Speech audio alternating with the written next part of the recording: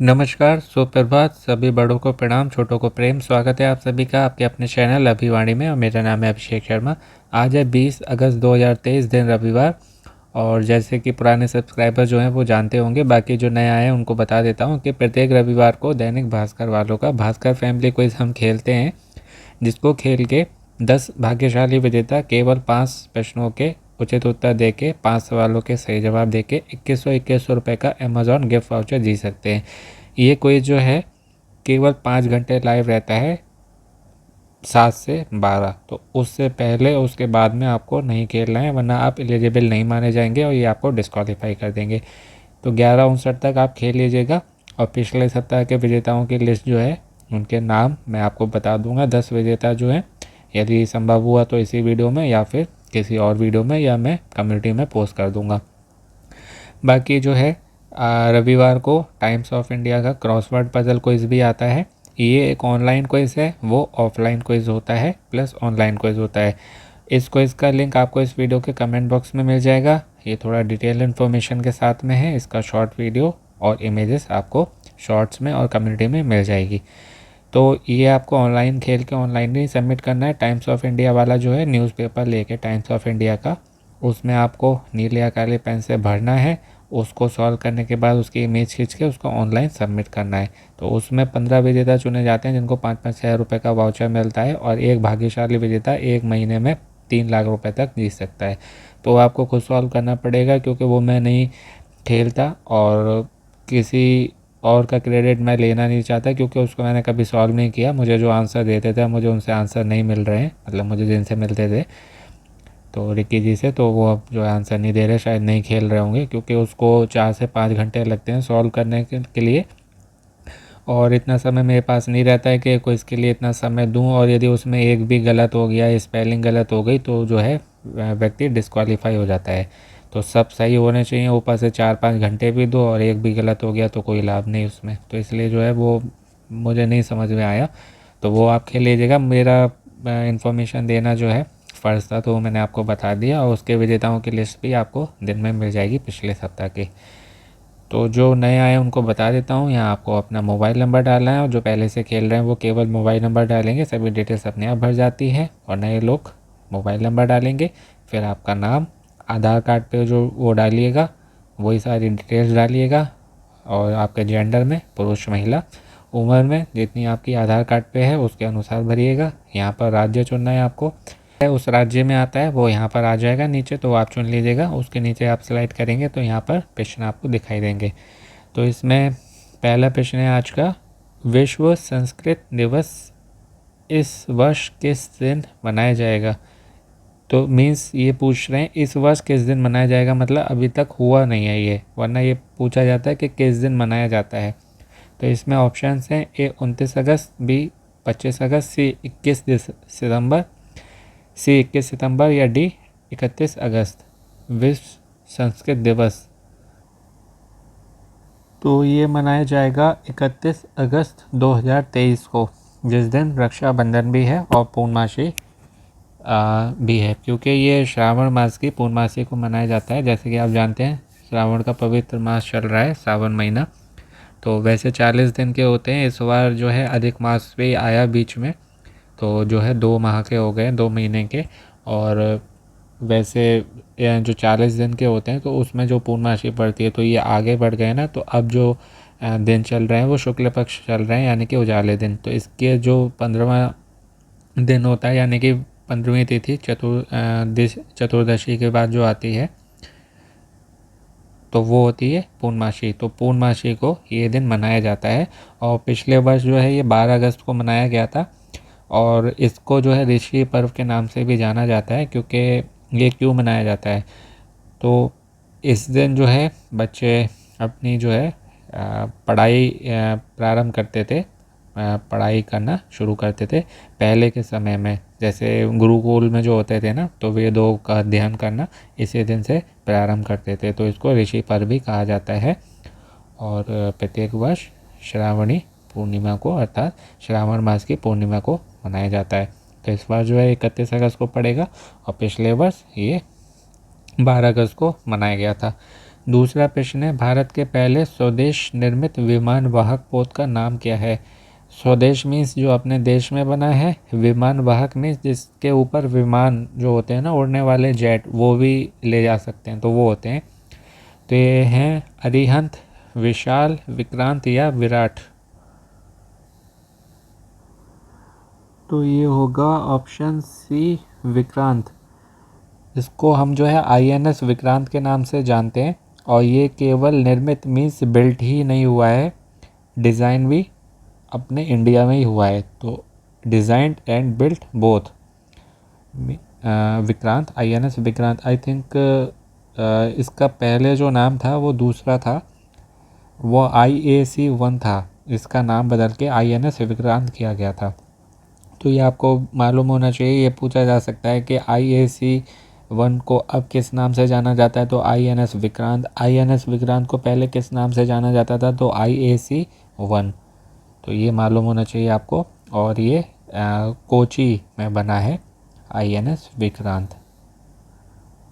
IAC जो होता है वो होता है इंडिजीनियस एयरक्राफ्ट कैरियर। IAC, आई से इंडिजीनियस, ए से एयरक्राफ्ट, सी से कैरियर, तो IAC विक्रांत।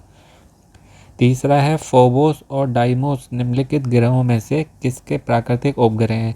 ये क्विज वाले बहुत अच्छे अच्छे प्रश्न लेके आते हैं, ऐसे ही प्रश्न जो है KBC में आते हैं। ऑप्शन हैं A Mangal, B Brihaspati, C Shani या D शुक्र। मार्स, जुपिटर, सैटर्न और D वीनस। फोबोस और डाइमोस,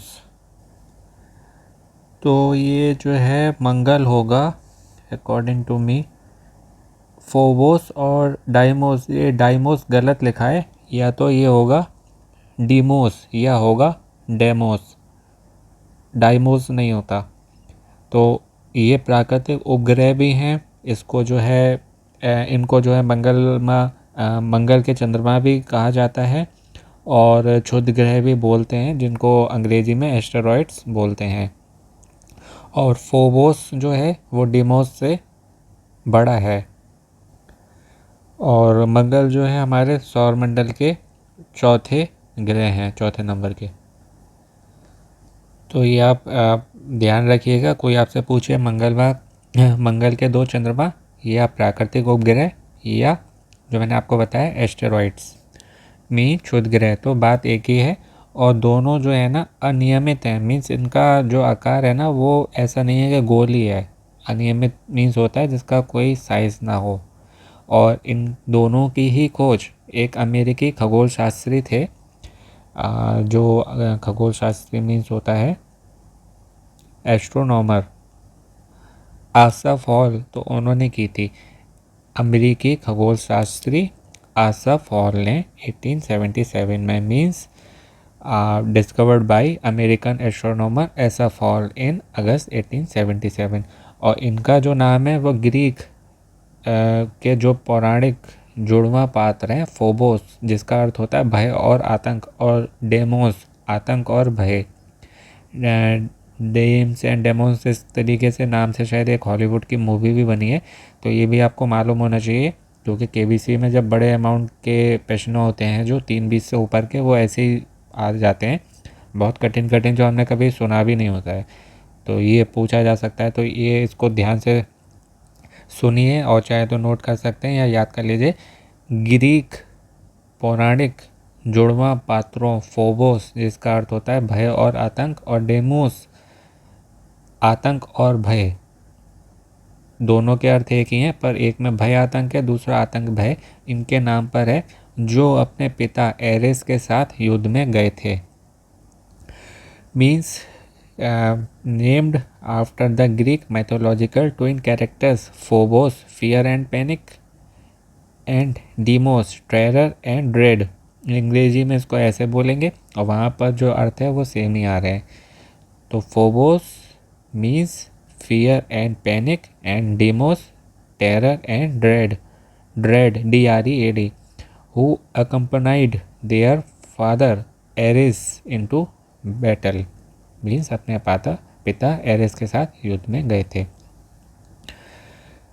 चौथा प्रश्न है, माइथोलॉजी का प्रश्न है और केबीसी में भी आता है माइथोलॉजिकल कैटेगरी में। श्री रामायण जी के अनुसार राजा जनक जी के भाई इनमें से कौन थे? तो परशुराम जो हैं, श्री परशुराम, मेरे प्रभु श्री हरि विष्णु, उनके एक अवतार हैं, 10 अवतारों में से एक अवतार, 10 अवतारों में से एक अवतार, तो ये नहीं होंगे। दशरथ जी जो हैं वो राम जी के पिता हैं, तो ये भी नहीं होंगे।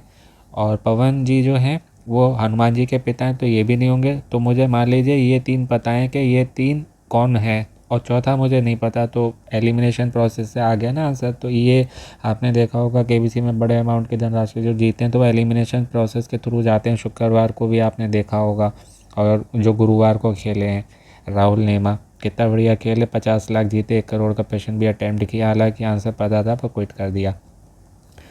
तो राजा जनक जो हैं वो माता सीता के पिता थे, देवी सीता राम जी की पत्नी। तो उनको जानकी इसलिए बोले जाते हैं, उनके पिता के नाम से, जनक की जानकी ऐसे बोला जाता है। तो राजा जनक जी के भाई हुए कुशध्वज, ऑप्शन डी। मैं केवल आपको जो है आंसर नहीं बताता, डिटेल इन्फॉर्मेशन के साथ में बताता हूँ, क्योंकि आंसर तो केवल आपको कोई भी बता देगा, ईजिली गूगल पे मिल जाएंगे, आप खुद भी गूगल करके ढूंढ सकते हैं। तो उसके लिए यूट्यूब पे किसी की भी वीडियो देखने की नीड नहीं है। मैं डिटेल में इसलिए बताता हूँ जिससे आपकी तैयारी अच्छी हो और केबीसी में जाके आप अधिक से अधिक धनराशि जीत सके, क्योंकि वहाँ पर आपको डिटेल इन्फॉर्मेशन की नीड होती है। केवल इससे बात नहीं चलता इसका आंसर ये होगा उसका वो होगा, ये भी अमित जी पूछ लेते हैं क्यों होगा, तो क्या कहेंगे आपके नहीं पता। तो ये इसलिए आपको पता होना चाहिए कि कोई कहीं से भी पूछ ले, क्योंकि मेरा मानना है सरल या कठिन कुछ नहीं होता। यदि आपको आता है तो 1 करोड़ का प्रश्न भी बहुत सरल है, और नहीं आता तो 1000 का भी बहुत कठिन। तो इसलिए मैं डिटेल में बताता हूँ, शॉर्ट में आंसर बता दूंगा 2 से 5 मिनट में, तो मेरी मेहनत कम पड़ेगी, पर ये मेहनत मैं केवल आपके लिए करता हूँ कि आप वहाँ जाके अधिक से अधिक धनराशि जीत सके, क्योंकि 4-5 महीने का शो होता है, उसके बाद तो फिर अपना जीवन वैसे ही है नॉर्मल। इसलिए मैं आप लोगों के लिए ही मेहनत करता हूँ ये।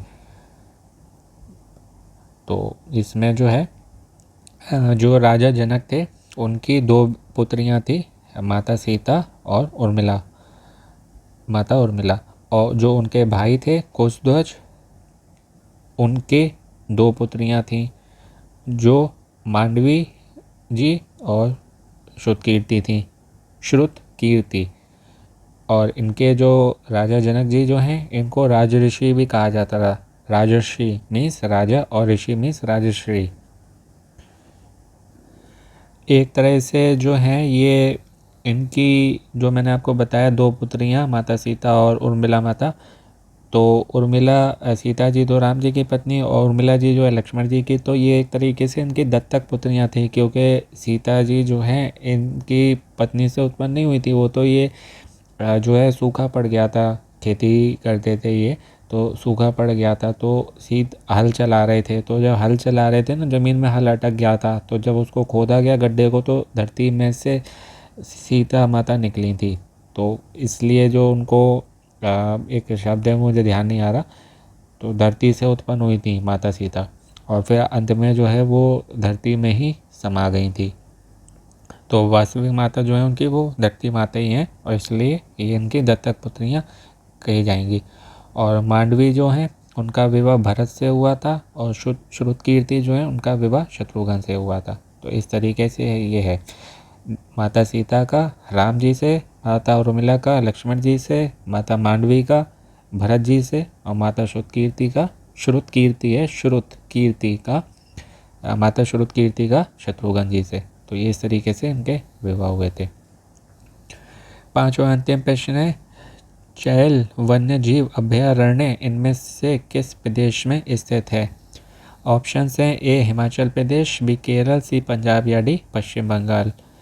चैल वन्य जीव अभयारण्य, तो ये हिमाचल प्रदेश में एक स्थान है चैल, जो कि एक हिल स्टेशन है, वहाँ पर ये है। और 110 वर्ग किलोमीटर यानी कि स्क्वायर किलोमीटर में ये है। और ये बात मुझे अभी पता चली है, बड़ा आश्चर्य होगा आपको जान के कि यहाँ पर आपने हिरन तो देखे भी होंगे, सुने भी होंगे, शायद सुना नहीं होगा क्योंकि बोलते नहीं है, यहाँ पर भौंकने वाले हिरन हैं, सोचिए। हिरन का आपने कभी सुना भी नहीं होगा। यहाँ पर जो हिरन है ना वो भौंकते हैं, या तो वो जल्दी मिलते हैं भोर में प्रातः जो होती है, या फिर वो रात्रि में आपको मिलेंगे। तो वो हिरन है पर वो भौंकते हैं। तो यहाँ पर है चैल वन्य जीव अभयारण्य, हिमाचल प्रदेश के चैल में। तो अब जो है मैं सबमिट करने जा रहा हूँ, एक बार टैली कर लेते हैं आंसर। पहले वाले का ऑप्शन डी होगा 31 अगस्त, दूसरे वाले का ऑप्शन सी विक्रांत, तीसरे वाले का ऑप्शन ए मंगल, चौथे वाले का ऑप्शन डी कुशध्वज जी, पांचवें वाले का ऑप्शन ए हिमाचल प्रदेश। तो अब माइथोलॉजी से प्रश्न आया है राम जी से जुड़ा हुआ, तो जय श्री राम करते हुए जो है मैं सबमिट कर रहा हूँ। यदि मैंने आपको सही बताए होंगे तो बधाई मैसेज मिलेगा, नहीं तो नहीं।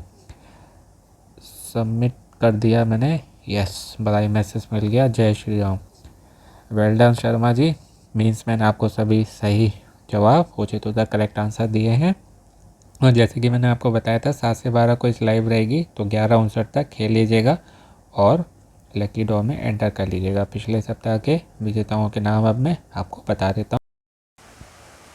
तो ये विनर लिस्ट पर हम आ गए हैं, और जैसे कि आप जानते हैं आज 20 अगस्त 2023 दिन रविवार है, और पिछला रविवार जो था वो 13 अगस्त 2023 को था, और उस दिन भी रविवार था क्योंकि केवल रविवार को ये क्विज़ आता है। और ये जो आज खेला है ये क्विज़ 40 है, ये 39 है 39। तो इसके पहले जो प्रश्नों के सही जवाब है वो मैं आपको बता देता हूँ।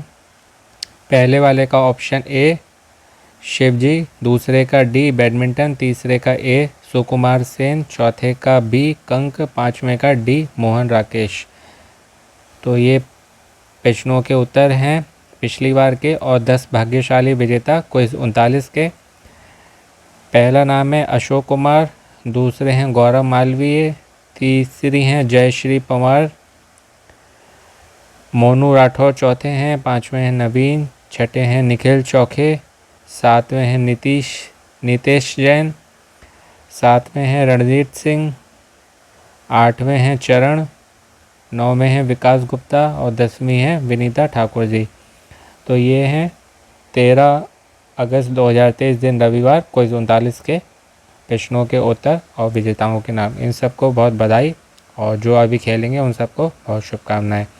तो इसी तरीके से खेलते रहिए और मिलते हैं शीघ्र एक नए वीडियो में। सप्ताह के जो है वो अगले रविवार को आएंगे, और टाइम्स ऑफ इंडिया का क्रॉसवर्ड पजल को जो है वो भी मैंने आपको बताया, वो खेल सकते हैं आप। और एक और क्विज़ आता है टाइम्स ऑफ इंडिया का ऑनलाइन क्विज़, तो उसका वीडियो आपको दिन में कभी भी मिल जाएगा। बाकी और भी क्विज़ के वीडियो आपको चैनल पर मिलेंगे, जिसको खेल के आप कई सारे प्राइजेस के साथ जीके भी अपनी इम्प्रूव कर सकते हैं, जो कि अमेज़ॉन के क्विज़ हैं। तो ये थी दैनिक भास्कर फैमिली क्विज़ के 20 अगस्त 2023 दिन रविवार की बात। आशा करता हूँ आपको अच्छे से बता पाया होगा, आपकी जीके और इम्प्रूव और गेन हुई होगी, साथ ही जिनको पहले से जानकारी थी उनका रिवीजन हो गया होगा। तो ऐसे ही अपनी तैयारी करते रहें, जहाँ से भी कर रहे हैं अपनों का ध्यान रखें, स्वस्थ रहें, व्यस्त रहें, मस्त रहें, पसंद रहें, सुनते रहें अभिमानी भाई अभिषेक शर्मा। आपका दिनों जीवन शुभ हो। All the very best and best of luck friends. शीघ्र मिलते हैं एक नए वीडियो में। नमस्ते।